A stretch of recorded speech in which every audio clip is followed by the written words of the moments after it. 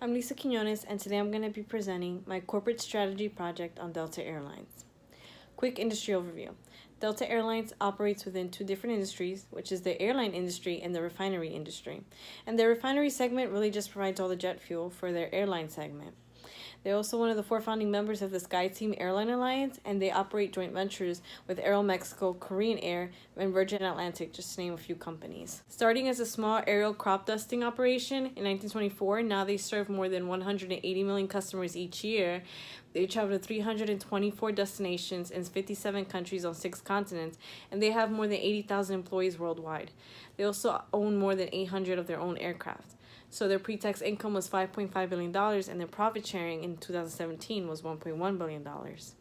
While conducting a SWOT analysis on Delta Airlines, these are some of the strengths, weaknesses, opportunities, and threats that I found within the company. One of their strengths is the revenue premium, which is at 107%, owing to the fact that Delta Airlines is the preferred airline choice for many customers.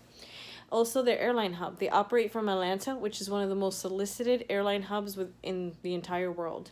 They also have high employee and customer engagement and a very effective operating strategy. Some of the weaknesses, however, are their reliance on the North American market. They haven't really tapped into the international market as much, and there's more profits to be made that way, as well as their expendable investments and their brand switching. But some of the opportunities that Delta Airline has are the growing demand for business travel, more technology oriented, they can be more sustainable, and they could also use social media. Some of the threats that they face, however, are other low-cost airlines such as Spirit, which will cause direct competition for them. I also conducted an industry analysis and discovered that their threat from direct competition as well as their threat from buyers is relatively high because they have low product differentiation. However, low product differentiation keeps their threat from suppliers low. They also have a low threat of new entrants in the airline industry because it's really hard to break into the industry and it costs a lot of money. And their threat of substitutes is medium, since flying is the only way to travel to certain destinations and there is no substitution for airlines. While conducting research on Delta Airlines' tangible and intangible resources, I've found out some interesting things. I found out that while most airlines lease their fleets, Delta gains a competitive advantage by owning their own planes. And in addition, they own their own refinery, which saves them about $330 million a year on fuel costs. Some of their intangible resources are their employees and their operational resources. Since Delta employees are not unionized, workers are paid higher than the industry average, and managers have more freedom to negotiate with their workers. So this ensures Delta has a positive relationship with their employees. Delta has also done many great things for the community through their entrepreneurial opportunities. Delta has helped to ignite an educational spark in students through their partnership with over 20 junior achievement chapters in the U.S. and Latin America. In Buenos Aires, Minneapolis, and New York, high school students spend time job shadowing Delta employees to learn what it takes to succeed in the business world. They also learn financial literacy and budgeting skills through the Junior Achievements Finance Park programs.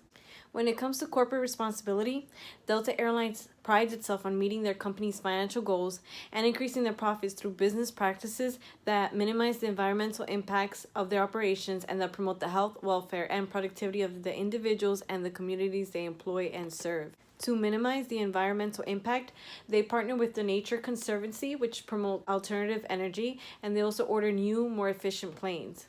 Other things they do beyond legal obligation is they prevent pollutions, they use natural resources, and they conduct regulatory environmental audits on employees.